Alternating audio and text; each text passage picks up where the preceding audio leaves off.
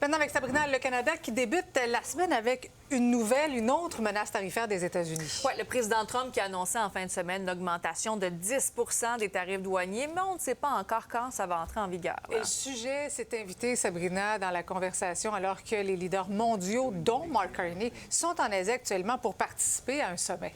Oui, Mark Carney qui n'a pas hésité à dire lors d'un point de presse que la publicité du gouvernement ontarien a joué un rôle concernant l'annonce de ces nouveaux tarifs. Donc, le premier ministre a vraiment été sans équivoque. Donc, le Canada était en bonne position, selon ses dires. Ils étaient près d'un accord avec les États-Unis avant que Donald Trump n'arrête les négos jeudi dernier. On sait, il y a eu de nombreuses rencontres au cours des dernières semaines. Mark Carney également qui s'est rendu à la Maison-Blanche, mais vraiment, les publicités du gouvernement ontarien qui ont été diffusées sur les chaînes de télé américaines, ça n'a pas passé. Et à Kuala Lumpur, du côté de la Malaisie, voici ce qu'a répondu Mark Carney.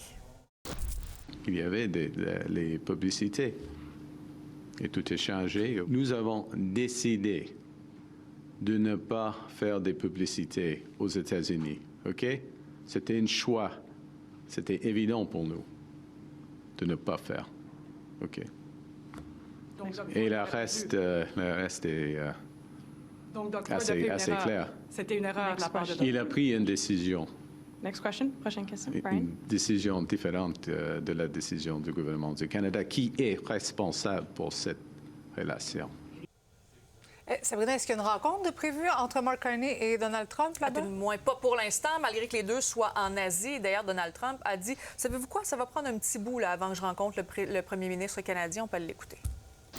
Whether it's provincial or Canada itself, they all knew exactly what the ad was. The Prime Minister knew, everybody knew. The Prime Minister knew what the ad was before it went on. Will you see him in APEC? Do you want to meet with him? I don't want to meet with him. No, I'm not going to be meeting with him for a while. No. I'm very happy with the deal we have right now with Canada. We're going to let it ride. Sabrina, maintenant, tu nous présentes un autre épisode de ta série Monde sous tension aujourd'hui. Oui, donc si on se transporte au Yémen, cette guerre, bien sûr, qui ne date pas d'hier, ça a commencé comment et pourquoi? Est-ce que le Canada a un rôle à jouer dans ce conflit? Certains diront oui, d'autres non. Alors, allez écouter la capsule complète sur la chaîne YouTube de Nouveau Info, mais avant, voici un extrait. Au Yémen, la guerre ne date pas d'hier. Elle s'enracine dans l'histoire, dans la religion et dans des choix politiques explosifs. Mais pour comprendre ce conflit, il faut repartir de la base. Qui sont les Houthis? Et pourquoi cette vieille mésentente entre sunnites et chiites a plongé le Yémen dans une guerre civile? Bienvenue à Monde sous tension. Sunnites, chiites, ces groupes façonnent depuis longtemps ce qui se passe au Moyen-Orient. Mais qui sont-ils vraiment et pourquoi se posent-ils encore aujourd'hui?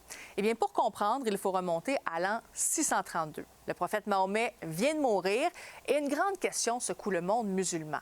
Qui doit lui succéder?